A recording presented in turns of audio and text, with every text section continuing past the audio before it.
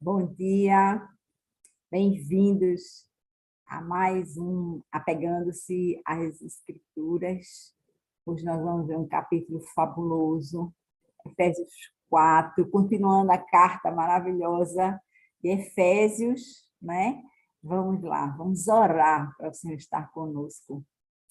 Pai amado, obrigada, Senhor, obrigada porque Tu és um Deus que tens planos incomparáveis, planos indizíveis. Tu és aquele Deus que realiza esses planos. Tu és aquele Deus que compartilhas esses planos conosco.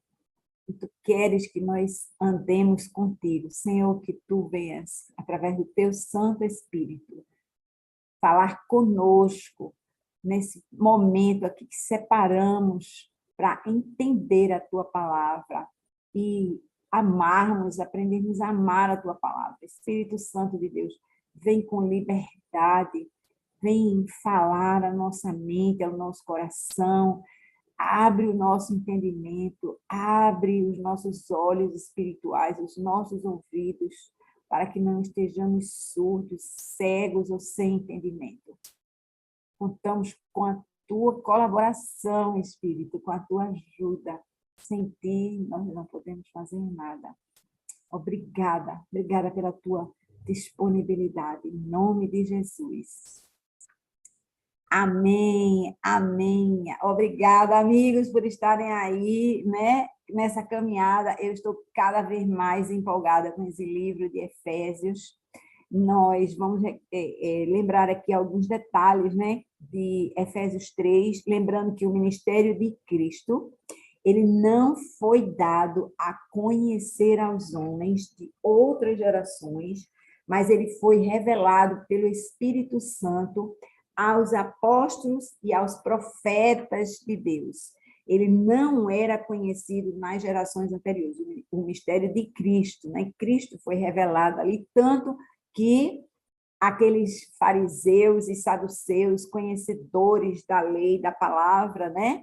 Eles viviam ao redor de Jesus, ouviam Jesus, viam milagres e não entenderam nada. Aquilo foi revelado aos apóstolos e aos profetas.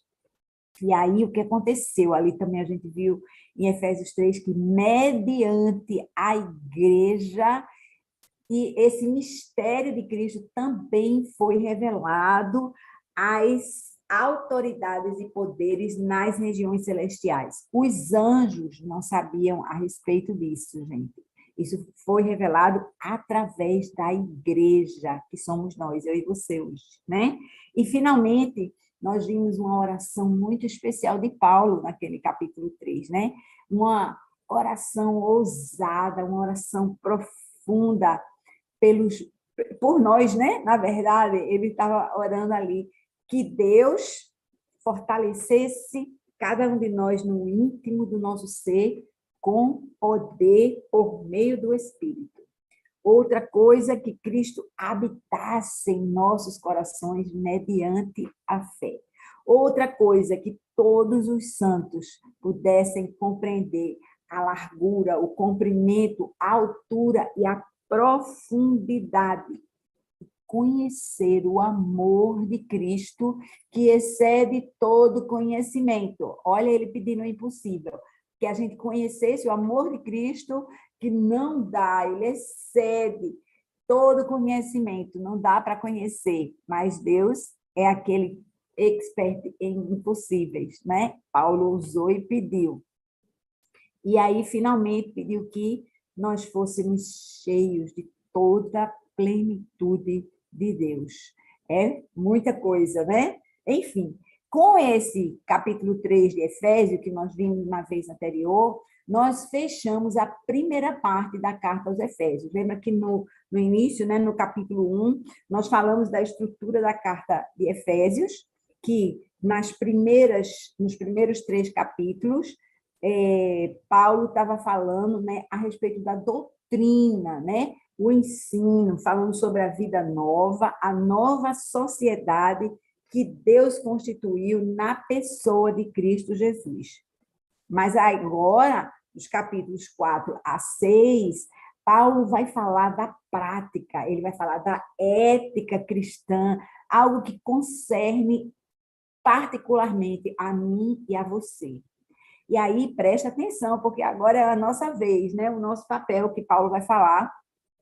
E aí ele vai falar de novos padrões morais, né? Novo modo de relacionamento entre os filhos de Deus, né? O que é esperado dos crentes.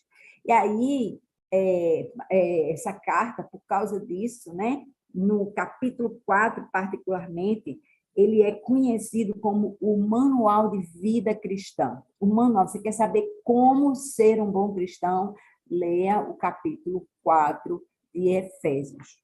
E aí, nós vemos que há duas partes nesse capítulo, né? A primeira fala da unidade da igreja, e a segunda parte, ela fala a respeito do procedimento dos filhos da luz. Na segunda parte, muito mais particularmente, fala o que a gente deve fazer. Mas vamos começar com a primeira parte.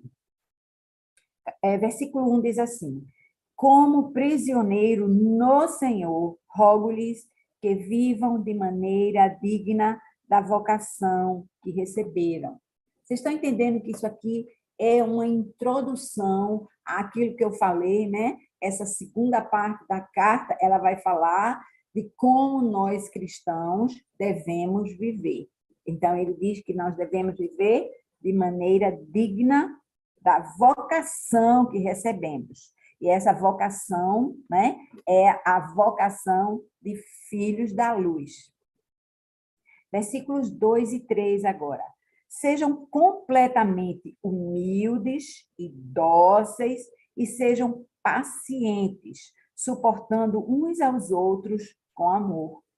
Façam todo o esforço para conservar a unidade do Espírito pelo vínculo da paz.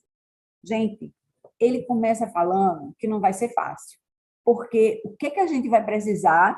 Ele diz, você vai precisar de humildade, você vai precisar de docilidade, você vai precisar ser paciente e você vai precisar dar suporte uns aos outros, né? Nós devemos em amor. É muito importante que a gente entenda isso. Por quê? Porque às vezes a gente pensa que é fácil, a gente espera que na igreja, assim, aqui dentro não esperava isso. Eu já falei isso. Na igreja eu não esperava isso, eu esperava uma coisa diferente. Eu esperava um povo mais bem comportado, né? E algumas vezes a gente fala, a gente tem até termos, né? A igreja é como um hospital, e aí é o lugar dos enfermos, tá? Mas, na verdade, a gente tem expectativas, né, para o povo de Deus. Muitas vezes a gente se decepciona, tem gente que sai da igreja por causa disso, e essa carta ela traz recomendações, porque a gente não pode largar o corpo de Cristo, a gente precisa estar unido, né, com as outras pessoas. Para isso, para começar, a gente vai precisar de humildade, docilidade, paciência para suportar uns aos outros. Importante essa palavra suportar, porque não é assim, aguentar uns aos outros, mas é dar suporte, né? É ajudar, é amparar, é trazer junto na caminhada. Vamos em frente aqui. Versículo 4. Há um só corpo e um só espírito. Assim como a esperança para a qual vocês foram chamados é uma só.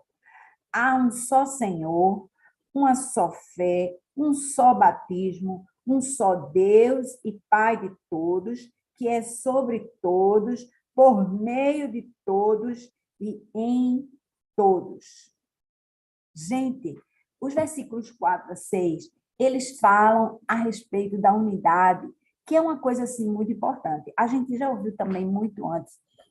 Unidade não quer dizer uniformidade. Nós não somos da mesma forma, há linhas de pensamentos diferentes, mas há questões que são inegociáveis. Então, agora, preste atenção, porque Paulo está falando do que é inegociável. Eu vou chamar a atenção de alguns trechos aqui de 4 a 6, preste atenção que ele fala do Espírito, do Filho e do Pai, como ele já falou antes, só que agora ele fala na ordem inversa. Ele vai falar de um só Espírito, de um só Senhor, que é Jesus, de um só Pai, que é Deus, né? O nosso Pai. Vejam de novo, né? Preste atenção. Um só corpo, uma igreja.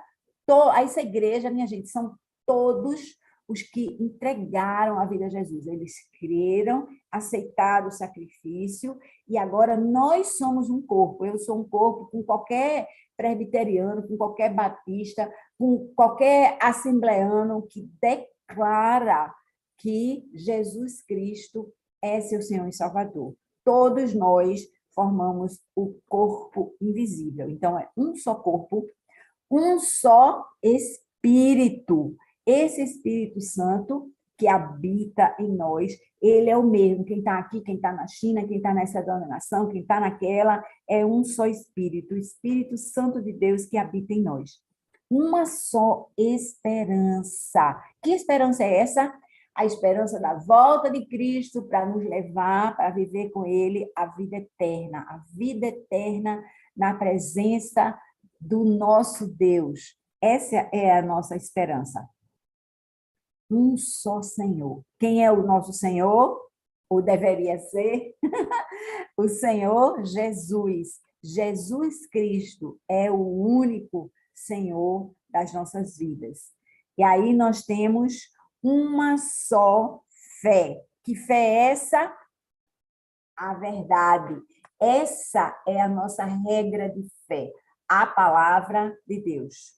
Um só batismo, é aquele batismo que nós temos que nos introduz na igreja do Senhor, nesse corpo, né? É um batismo. Às vezes tem forma diferente, né? Um faz por aspersão, outro faz por imersão, de novo, essas são as particularidades, mas há um batismo, né? Onde há um compromisso, né? Um compromisso. É como se fosse o momento da adoção, né? O batismo é o momento da adoção de filhos, nossa. E um só Deus e Pai de todos. Minha gente, esse Pai de todos, eu acho incrível esse versículo 6, que é sobre todos, por meio de todos e em todos. Isso é unidade. Essa é a palavra todos, vocês veem quantas vezes ela é repetida nesse versículo, todos, todos, todos, todos. E aí, nós vimos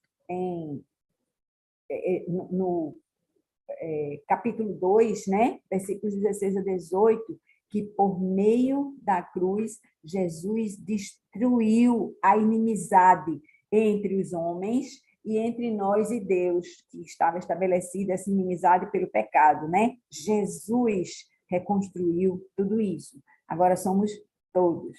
Agora, continuando no versículo 7, nós temos um trecho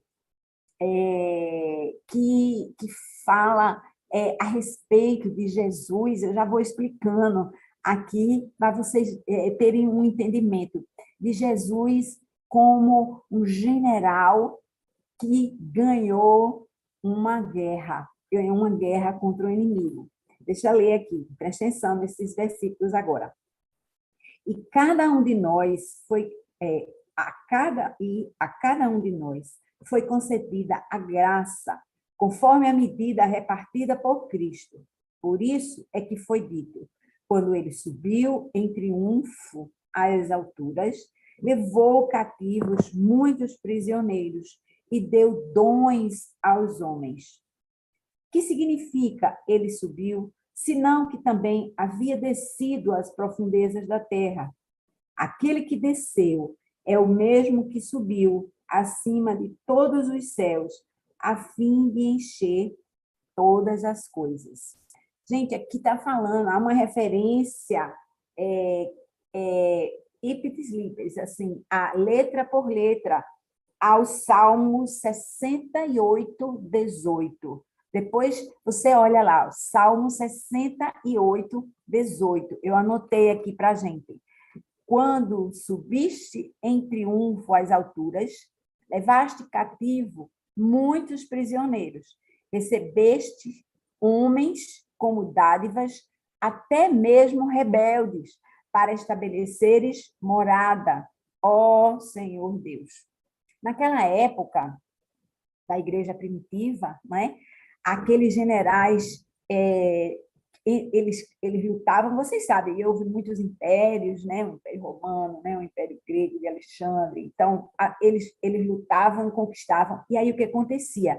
Aqueles conquistadores, né, os generais vitoriosos, eles entravam de volta na sua cidade numa procissão, seguidos, né, dos prisioneiros de guerra que eles tinham trazido. Eles traziam muitos líderes, né, os reis, os príncipes, os sábios, né, para deixar a terra mais vulnerável lá que eles conquistaram, né, eles colocaram governadores lá, mas eles entravam também trazendo os despojos, ou seja, eles traziam o chamado espólio de guerra, o que sobrou, o que eles tiraram das terras conquistadas, e esses generais distribuíam isso com os seus soldados, eles traziam de volta para o rei, né? Eles presenteavam, né, as pessoas envolvidas com aquilo.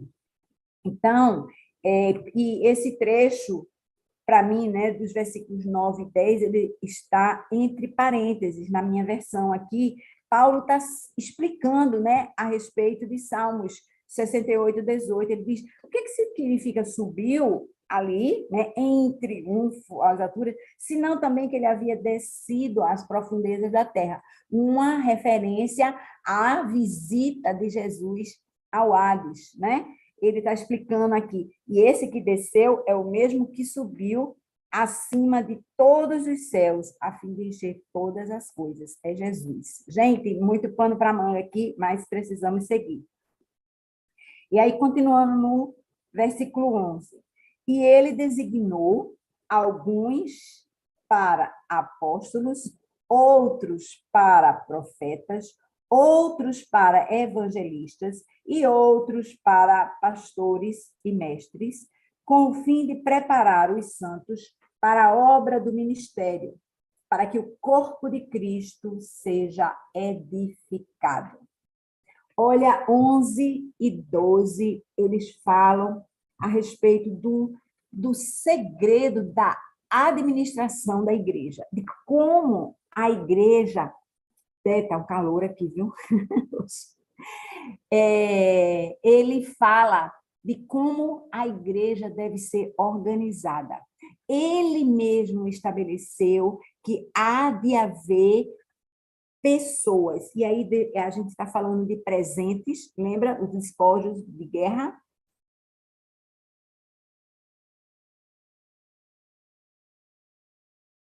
Jesus, ele deu presentes à igreja.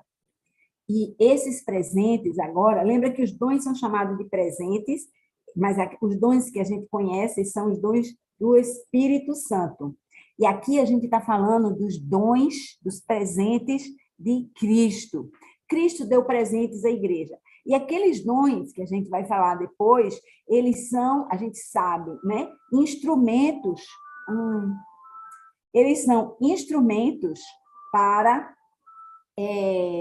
a operação no sobrenatural, para o serviço da obra, né? Para servir as pessoas. Aqui, os presentes são pessoas.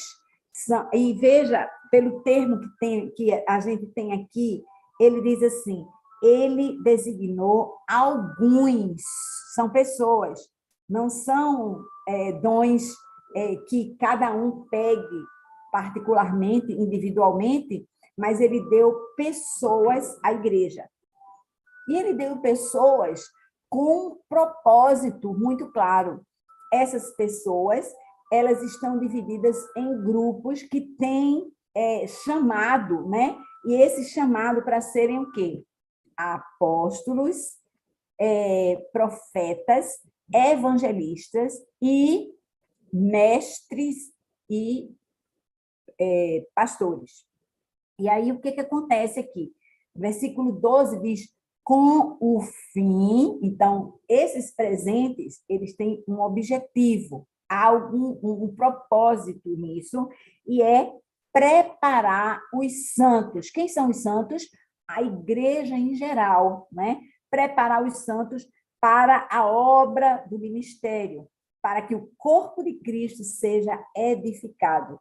Então, os apóstolos, os profetas, os evangelistas, os pastores e mestres, eles preparam, instrumentalizam, ensinam, orientam, cuidam da igreja em geral, para que a igreja em geral faça a obra que deve ser feita, né? Seja edificada. E aí, versículo 13, continuando no 13, aqui. Sim, eu esqueci, eu coloquei uns detalhes aqui, deixa eu falar para vocês. Então, alguns são apóstolos, os apóstolos, no tempo de Jesus, né, eles tinham requisitos importantes. Eles tinham que ter visto Jesus face a face.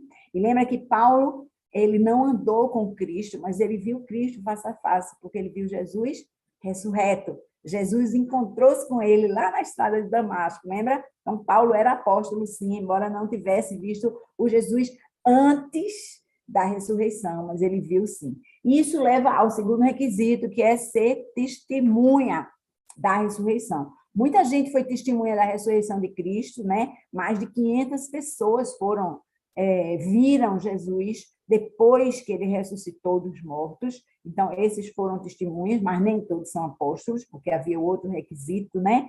E era ser confirmado por Deus com sinais e prodígios. Isso eram requisitos que a igreja acabou estabelecendo naturalmente.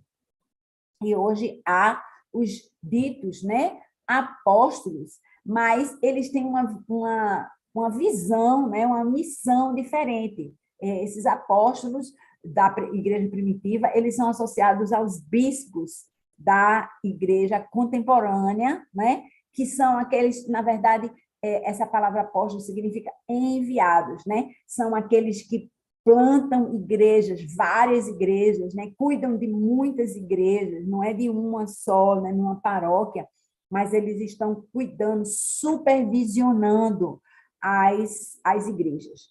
E aí os profetas, né, que proclamam a mensagem da palavra, os evangelistas que pregam as boas novas, e aí você diz assim, mas nós todos não temos o ID, né? Sim, nós temos o ID, e aí há vários dons que são dons de Cristo, e tem um chamado, que é a identidade da pessoa, e tem esse mesmo dom do Espírito, que cada um de nós deve ter, né? O evangelista é um desses, todos nós temos que ir e levar o evangelho a toda criatura, mas alguns em especial são evangelistas, são aqueles que ensinam a igreja a evangelizar, né? Da mesma forma, os profetas, eles ensinam, preparam, equipam a igreja a isso, né? E tem outros dons como esses, o amor, por exemplo, né? O amor, ele é um dom e é um fruto, então, é muita coisa importante de Deus, ela é multiforme, né? Vem em várias formas. Enfim, vamos continuar aqui no versículo 13 agora. Versículo 13.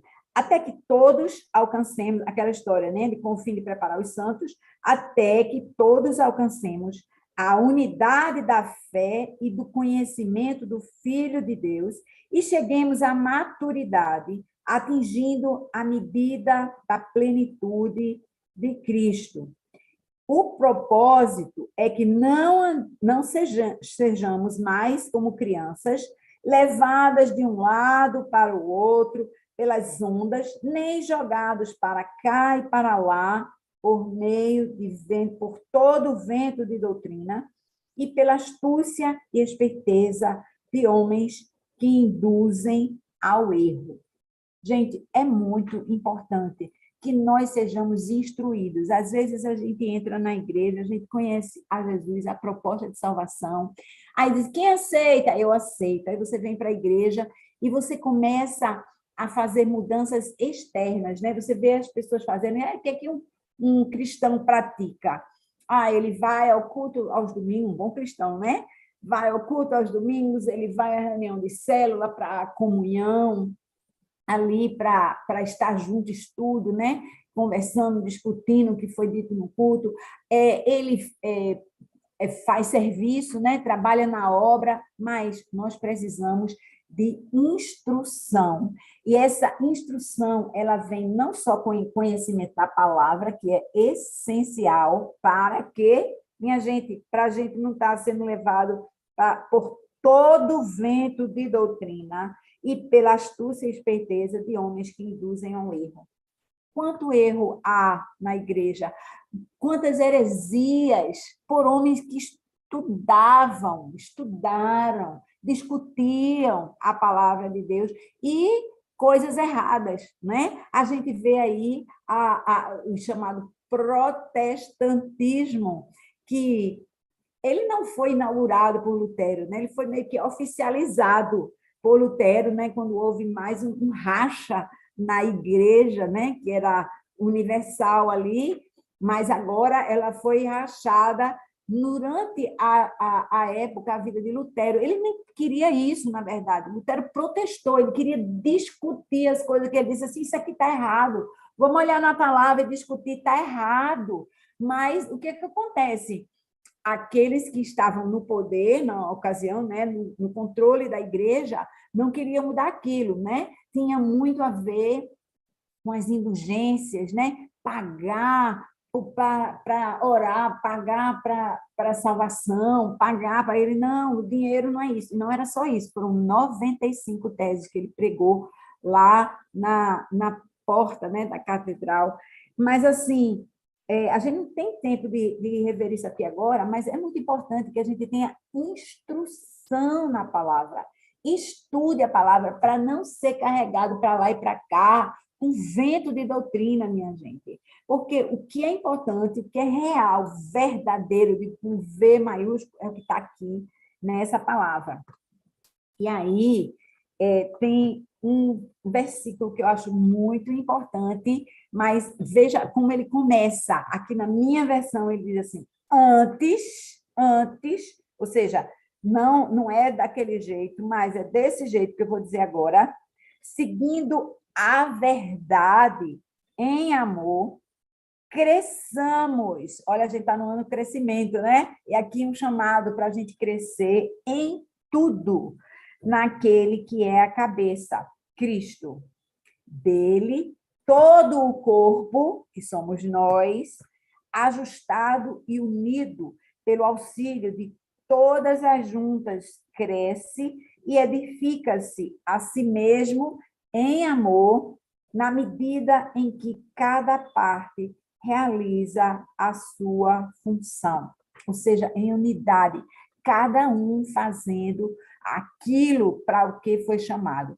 Eu vou dizer uma coisa, enquanto você não identificar e executar e colocar em prática aquilo para que Deus criou você, o seu propósito no corpo, a sua igreja, né? A sua comunidade vai estar deficiente de alguma coisa, porque é uma coisa que Deus colocou só em você. Mas para você saber o que é isso e saber como operar nisso, né? De uma forma útil, a gente tem que estar aqui, como é que ele diz assim? Com todas as juntas. É todo mundo operando junto, simultaneamente. Tem muita gente que diz assim, eu estou bem, eu estou em casa, eu tenho fé, eu leio a Bíblia, eu oro, eu tenho meu tempo com Jesus, pá. Mas Deus não disse para a gente ser assim, ele disse o tempo todo que nós somos o corpo de Cristo e nós devemos operar juntos, né? Muita coisa. Deixa eu ver se eu coloquei aqui assim. Eu coloquei uma observação que eu ouvi do Hernandes Dias Lopes, né? Verdade sem amor é brutalidade. Amor sem verdade é hipocrisia, porque a gente está aqui, né, falando da verdade, de crescer na verdade, mas em amor. De novo, né? Versículo 15, seguindo a verdade em amor. E aí, com isso, a gente vai crescer em tudo naquele que é a cabeça, que é Cristo Jesus, né? Muita coisa aqui a respeito do corpo de Cristo, né? Da unidade. E agora a gente vai passar para a parte 2, a parte 2 do capítulo 4, que vai dos versículos 17 a 32. Então, agora, essa parte 2, ela tem trechos bem claros, assim, e vocês vão perceber o que ele faz, né? Primeira parte, os versículos 17 a 19, é uma exortação, uma admoestação. Presta atenção, Deus tá, Paulo está aqui meio que puxando a nossa orelha. Acorda para Jesus. Versículos 17 a 19 dizem assim: assim eu digo a vocês, e no Senhor insisto, que não vivam mais como os gentios, que vivem na inutilidade dos seus pensamentos. Eles estão obscurecidos no entendimento e separados da vida de Deus por causa da ignorância em que estão, devido ao endurecimento do coração. Tendo perdido toda a sensibilidade, eles se entregaram à depravação, cometendo com avidez toda espécie de impureza. Gente, essa coisa aqui é muito importante para a gente, esse trecho aqui. E eu vou dizer a vocês, viu? Se eu tivesse que escolher um versículo desse capítulo tão importante, né, de Efésios 4, eu escolheria o versículo 18, porque eu acho que ele é um alerta para as nossas vidas. Ele diz, eles, aqueles que estão ali vivendo, né, na inutilidade dos nossos pensamentos, vamos pegar aqui no 17. Ele diz assim, eu digo a vocês, e eu insisto no Senhor, eu insisto porque é uma coisa importante que Deus se interessa, aqui, não vivam como vivem os gentios, assim,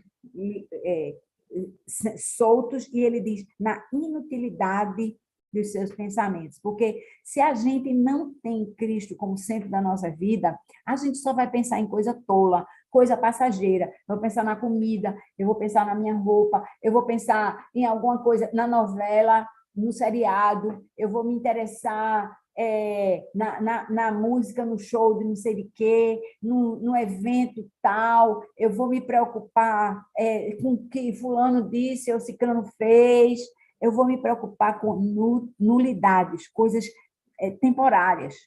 E aí, o versículo 18, ele diz, quando você está preso nessas coisas, você está obscurecido no entendimento. Lembra que há um tempo atrás a gente falou aqui a respeito de sermos mortos espiritualmente e estarmos ali inertes? Você pode falar, eu não ouço, você pode tocar, eu não sinto, porque eu estou morto espiritualmente. Aqui ele está falando de novo sobre isso. Obscurecidos no entendimento, eu não entendo nada. Minha mente está tapada, né? E separados da vida de Deus, né? Não há conexão com Deus.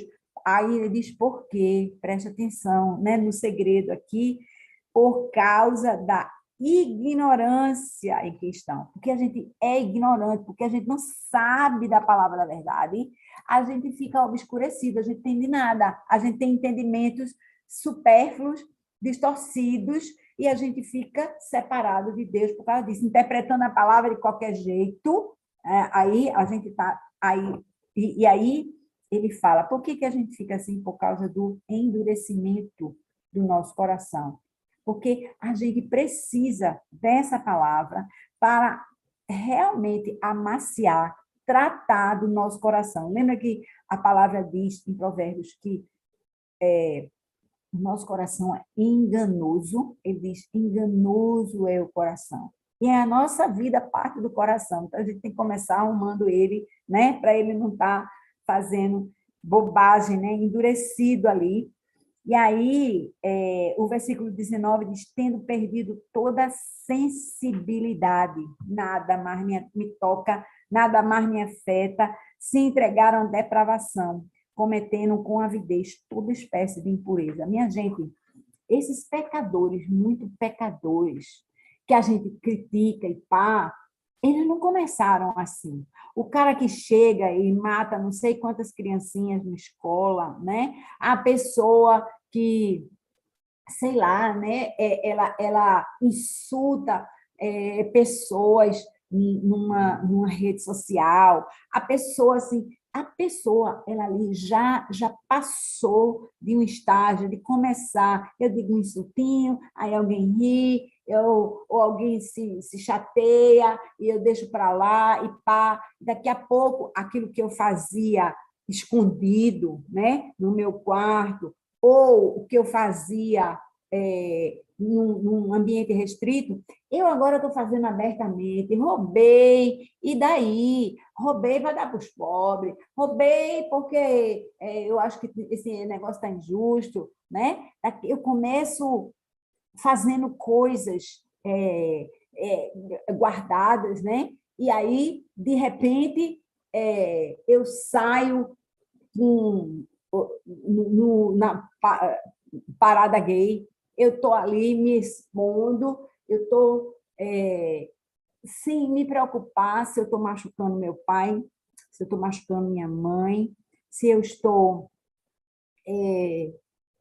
amargurando o coração de Deus, né? E isso aqui a gente vai ver para frente, porque Deus chega uma hora que ele diz assim: não magoe o meu coração, né? Não entristeça o Espírito Santo. É muito sério isso aqui. E aí vamos para frente, né? Mas eu me preocuparia muito, como eu falei, né, com esse versículo 18, insistindo, né? Separados da vida de Deus por causa da ignorância, por causa do endurecimento do nosso coração. Eu separei aqui um versículo muito importante, se você quiser anote aí. 2 Coríntios 4:4. 2 Coríntios 4:4 diz assim: o Deus dessa era cegou o entendimento dos descrentes para que não vejam a luz do evangelho da glória de Cristo, que é a imagem de Deus. Então, se a gente, esse Deus que está aqui é o Deus com letrinha minúscula, né? O Deus deste século, dessa era, né? Quem é? É o diabo. Ele cegou, né, o entendimento. Você não faz nada. Foi ele que fez isso para que você não veja a luz do evangelho de Cristo, né? Enfim, essa coisa de insensibilização ao pecado, né? De se acostumar com o pecado, de perder o pudor, né? O temor de Deus, isso é uma coisa muito séria. E agora a gente vai ver, né? Continuando aqui, né? No versículo 20. Todavia, não foi por isso, não foi isso que vocês aprenderam de Cristo. Veja, agora é uma contraposição, né? Você estava por ali, todavia Jesus Cristo não ensinou nada disso. Versículo 21. De fato, vocês ouviram falar dele e nele foram ensinados de acordo com o quê? Com a verdade que está em Jesus. Quanto à antiga maneira de viver, vocês foram ensinados a despir-se do velho homem que se corrompe por desejos enganosos e a serem renovados no modo de pensar e a revestir-se do novo homem criado para ser semelhante a Deus em justiça e em santidade provenientes da verdade. Gente, ele fala da verdade aqui. Vocês viram repetição? Tem verdade no versículo 21. Já tinha verdade que só lá para cima. Verdade no versículo 21. Verdade no versículo 24. Ele está falando de tirar o velho homem, a pessoa que eu era, e agora transformar, né, o nosso entendimento, ser renovado. Veja aí, versículo 23. Ser renovado no modo de pensar e, com essa renovação, revestir-se do novo homem criado para ser o quê? Semelhante a Deus. Nós somos chamados para ser semelhantes a Deus, e essa semelhança é em santidade que provém da verdade. Olha, essa coisa aqui é muito importante. Tem um versículo que quem me conhece sabe que eu amo, porque eu acho que é uma chave. Eu acho que Romanos 12:2 é um segredo que diz assim, por que eu peco? Eu tenho certeza que eu peco, eu estou dizendo eu, Kátia, eu peco porque eu acho que o pecado é bom. Eu acho que é bom, eu me irritei, eu vou falar ali com alguém, eu acho que isso. Então, eu acho que o pecado é bom, é agradável, por isso eu faço. Na hora que eu entender que ele é ruim, que ele me leva para o inferno, que ele me faz entristecer a Jesus, que ele é danoso para a minha vida e para as pessoas ao meu redor, eu não vou fazer mais. É o entendimento de que algo é ruim, de verdade, e não parece um picolé, um refresco agradável, porque açúcar, gente, açúcar é veneno. A gente toma açúcar de todo jeito, a gente toma em refrigerante, a gente toma em suco, a gente enche de açúcar, tudo quanto é de sobremesa, não sei o quê, mas é veneno. Na hora, aí você, eu não resisto. Na hora que você entender que ele é veneno, que ele vai acabar com a sua vida, aí só se você quiser se suicidar. Só se você quiser se suicidar. E eu estou falando isso para vocês, eu ainda tomo açúcar, mas eu diminui muito. Eu estou no caminho para parar com o açúcar, porque eu descobri que ele é veneno. Para mim e para vocês, isso é verdade. Não é verdade com V maiúsculo, é só verdade. Na hora que você entende que o açúcar é ruim, que ele está lhe matando aos poucos, é uma dosagem ali homeopática, né? Aos pouquinhos, mas você está caminhando naquela direção. Se você entender disso, você diz, eu não quero isso para a minha vida. É cada mesma coisa, eu não quero isso para a minha vida. E aí, voltando no versículo 12:2 de Romanos, diz, não se amoldem ao padrão desse mundo, do jeito que todo mundo faz. Todo mundo faz, mas não se amolde a esse padrão, mas transformem-se pela renovação da sua mente, para que sejam capazes de experimentar e comprovar a boa, agradável e perfeita vontade de Deus. Então, a gente precisa primeiro transformar a nossa mente. Está ali em Romanos 12:2, está aqui, né, nesse trecho que a gente acabou de ler, de Efésios 4. E aí, eu gostaria de dizer a você, se não há transformação na sua vida, ainda não houve conversão. Então, faça uma lista, isso é uma coisa importante, né? Do mesmo jeito que Paulo está dizendo aqui, eu insisto no Senhor, eu insisto com você no Senhor. Pare um momento, não agora, depois, no seu momento quieto, no seu secreto, e faça uma lista do velho homem e do novo homem. Eu era assim e agora sou diferente. Eu pensava isso e agora eu penso diferente como novo homem. Eu fazia isso como o velho homem, mas eu agora não faço isso, eu faço algo diferente como nova criatura em Cristo Jesus. Faça esse exercício e veja o que o Senhor já tem feito na sua vida diante da verdade. Não é assim, antes eu falava alto e agora eu falo baixo. Não. Com relação à verdade, à santidade em Cristo Jesus, porque o nosso alvo é a gente ser o quê? Está no versículo 24, semelhantes a Deus em justiça e em santidade, provenientes da verdade. Amém? Vamos em frente. Agora, esse trecho final, eu gostaria de ler tudo junto aqui, porque ele agora vai falar de uma parte muito, muito prática, minha gente. Esse trecho que está aqui é o que a gente chama de uma aplicação de tudo isso que a gente viu até agora, né?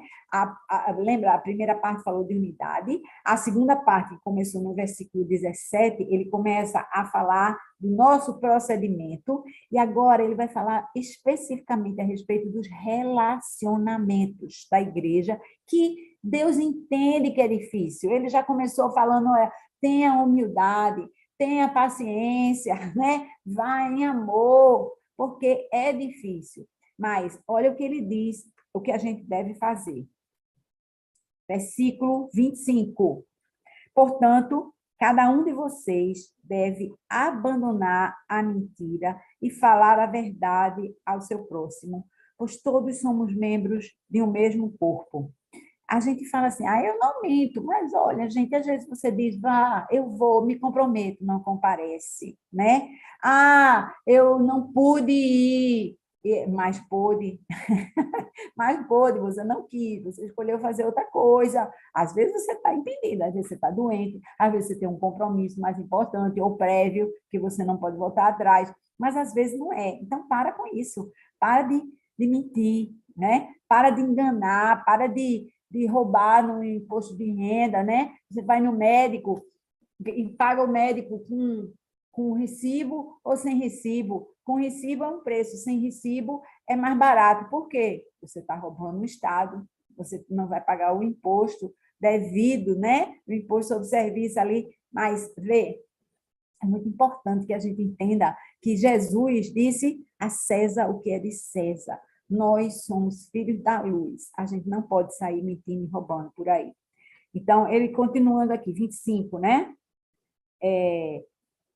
E falar a verdade ao seu próximo, pois todos somos membros de um mesmo corpo. Quando vocês ficarem irados, não pequem, apaziguem a sua ira antes que o sol se ponha.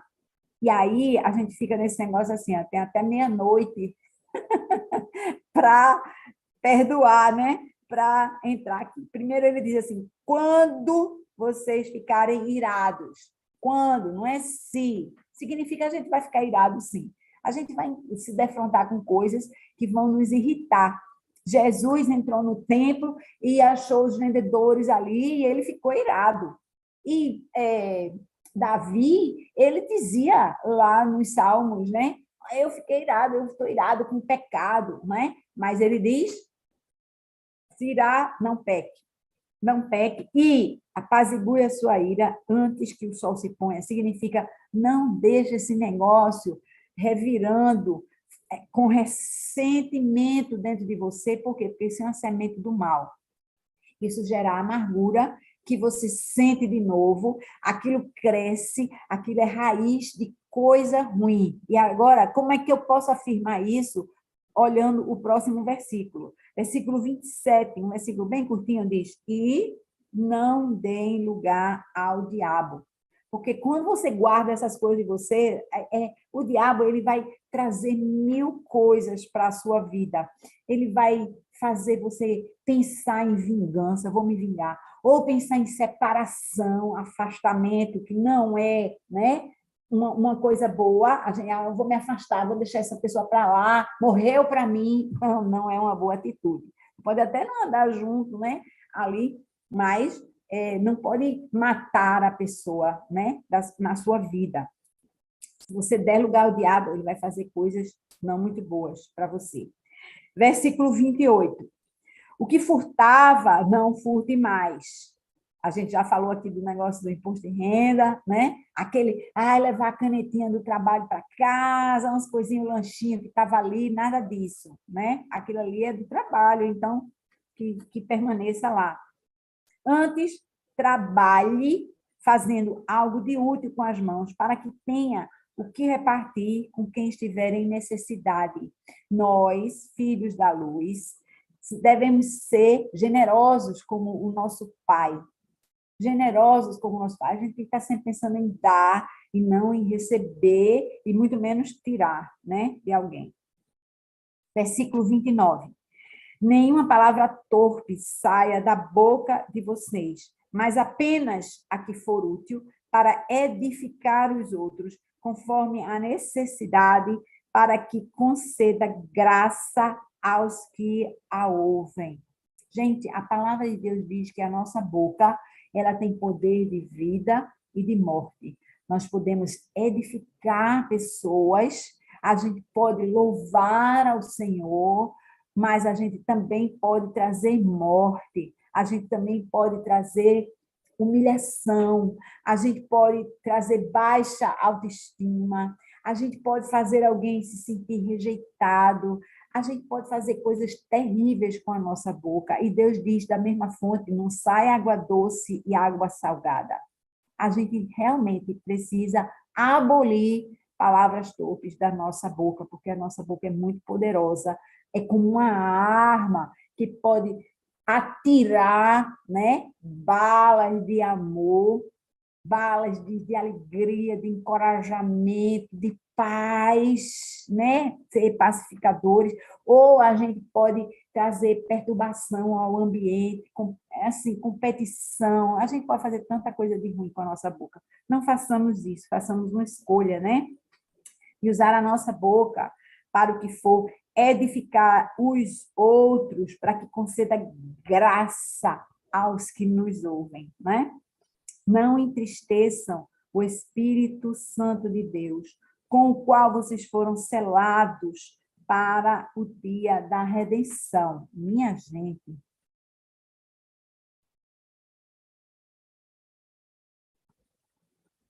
quando a gente faz essas coisas horrorosas, a gente entristece o coração de Deus.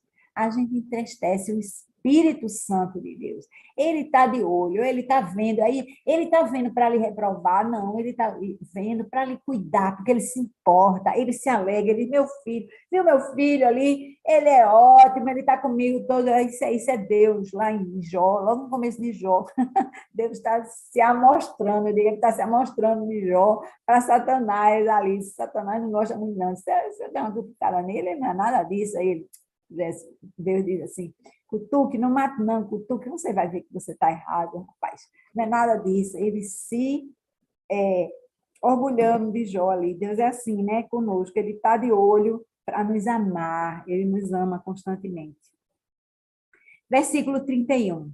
Livrem-se de toda amargura, indignação e ira, gritaria e calúnia, bem como de toda maldade.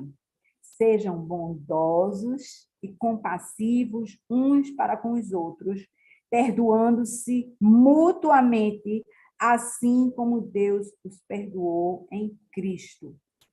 Amados, essa coisa aqui, essa parte final, né, 31 e 32, eles são muito importantes para a nossa vida, porque às vezes parece coisa pequenininha, hoje para mim já parece muito grande, né? Mas é aquela coisa que fica disfarçada como é assim mesmo. Às vezes eu encontro pessoas, eu não sei, às vezes eu vejo num restaurante, né, numa festa, em ambientes que eu visito, né? Graças a Deus não no meu lar, mas assim, pessoas que estão ali juntas, né? Família mesmo, e estão sempre se tratando com descaso, com arrogância, botando o outro para baixo, né? E fulano está mais feio hoje do que nunca. Aí olha o cabelo de não sei de quem. Essa pessoa só fala bobagem. Fulano nunca se lembra de nada. E não sei o quê. Meu Deus, quanta palavra ruim para baixo, quanta inveja do que o outro tem, né? Um carro trocou de carro de novo, só vive esnobando e não sei o quê. Aquela coisa de estar ali botando o outro para trás, gritaria, briga, assim, né? Você quer? Falei, blá, blá, blá. Meu Deus, isso é falta de paz. Tem tanta coisa que nós poderíamos permitir, admitir na nossa convivência e são verdadeiras túmulos. Você vive. Quando eu entro na minha casa, eu dou um suspiro. A minha casa é um lugar de leveza, é um lugar onde o amor de Deus habita, onde eu me encontro com Deus, onde eu converso com Ele, e eu me sinto muito bem de entrar nesse espaço. E a vida na nossa vida deve ser assim, todo lugar onde a gente está, o Espírito Santo de Deus deveria estar habitando ali conosco. Quando eu digo habitar, é permanecer, estar presentemente ali, em vez de a gente estar discutindo, agora vai você, porque eu já fui 3 vezes. A gente ser generoso, a gente ser gentil, a gente ser atencioso com o outro. Às vezes você passa, o outro está doente, ou o outro está triste, ou o outro está super contente, e você não está nem aí, você está tomando conhecimento, ele está contente, ele quer lhe mostrar, às vezes, isso é uma bobagem, e tal, mas para ele é importante. Então, a gente precisa ser mais sensível às coisas e tentar influenciar os ambientes onde nós estamos no nosso trabalho, que haja paz, que não haja concorrência, que não haja fofoca, que a gente possa realmente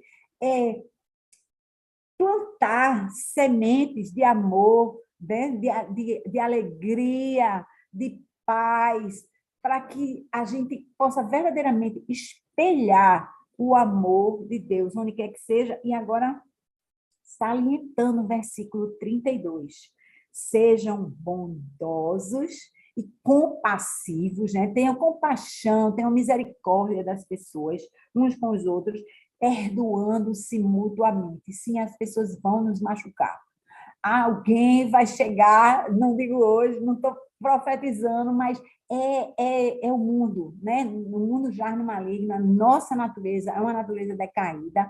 Então, nós somos machucados pelas pessoas, às vezes até não intencionalmente, sei lá, alguém fura a fila na sua frente, alguém joga o carro em cima de você, alguém faz alguma coisa, né?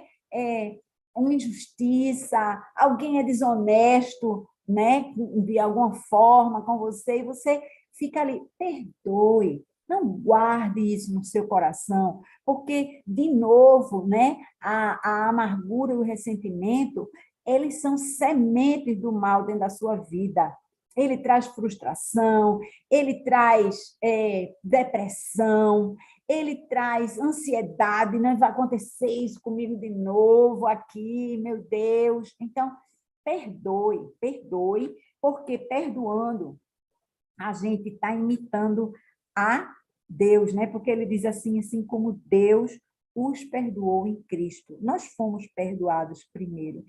Ele é o exemplo, né? Deus é o exemplo, porque ele nos perdoou, nos dando Cristo para pagar o nosso pecado. Ele perdoou, mas o preço do pecado tinha que ser pago. Então, ele enviou Jesus para pagar o pecado que ele já tinha perdoado, né? E aí lembra, a gente perdoa, mas a consequência vai acontecer. Então, o que você fizer também, né? Peça perdão, e mesmo você sendo perdoado, lembra que a consequência ainda vem. Amém?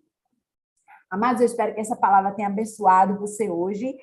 Eu vou orar aqui agora para concluir, porque eu estou gravando isso depois. Nós tivemos uma sessão, né? Zoom, ao vivo, com as pessoas, participação do pastor, claro, que estava junto com o pastor Pedro Muniz, que eu, por engano, na ocasião chamei de Paulo Muniz, ali por causa de Paulo aqui, mas ele foi promovido, a Paulo, que tinha pregado tão bem, eu estava falando da pregação dele durante a conferência Arca, né, da Juventude, mas aí, como não foi gravado, eu gravei aqui esse episódio, né, de Efésios 4, para a gente não perder a continuidade.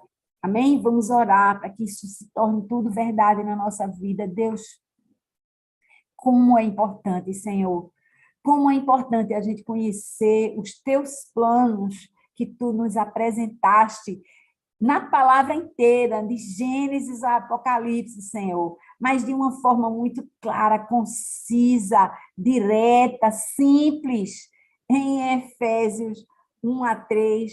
E agora, Senhor, nesse capítulo 4, tu nos dás um manual de vida cristã, uma forma simples e clara da gente ver o que a gente deve fazer para se comportar da forma como tu esperas que nós nos comportemos, Senhor. Então, antes de mais nada, obrigada pela tua palavra, Senhor, que nos ensina, que ministra a nossa vida, que nos conduz, que nos direciona, Senhor. Oh, glória a ti, obrigada pela tua palavra, Senhor, porque tu mesmo facilitas, pavimentas o caminho que a gente deve seguir para andar contigo, Senhor. E eu quero te pedir, como Paulo agora, Senhor, capacita-nos, Deus, enche-nos de amor, dá-nos poder para transformar a nossa vida, poder para tomar decisões de acordo com os teus planos, Senhor. Dá-nos poder, Deus, para mudar e virarmos, nos transformarmos naquele plano original que tu tinhas para nós, Senhor.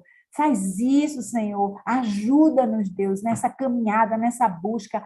Faz-nos ver, enxergar aquilo que está errado em nós, que tu queres mudar, Senhor. Não permita que nós estejamos obscurecidos no nosso entendimento, Deus, mas que a gente possa entender o que está errado e entender como é o certo, Senhor. Que tu permitas, Deus, que nós não sejamos inertes, né, ao mal, mas que nós tenhamos repulsa ao mal e nós queremos rejeitar o mal, Senhor, e andarmos contigo, Deus, da forma como tu queres, Deus. Nós te pedimos, Senhor, ferramentas, o amor, a compaixão, a humildade, a paciência, para nós podermos conviver bem com os irmãos ao nosso redor, nós vivermos em unidade, em alegria, encorajando uns aos outros, suportando uns aos outros em amor e andando juntos, construindo o plano, Senhor, da igreja, junto com a cabeça, né, que é o Cristo. Que o Senhor promova isso na nossa vida, Deus, que nós possamos verdadeiramente ter sede e fome da tua palavra e da tua presença e da tua mudança, da tua atuação na nossa vida, Pai. Em nome de Jesus, nós te pedimos e te agradecemos. Amém. Amém, amados. Obrigada por estarem aqui. E a gente se vê no próximo domingo com Efésios 5.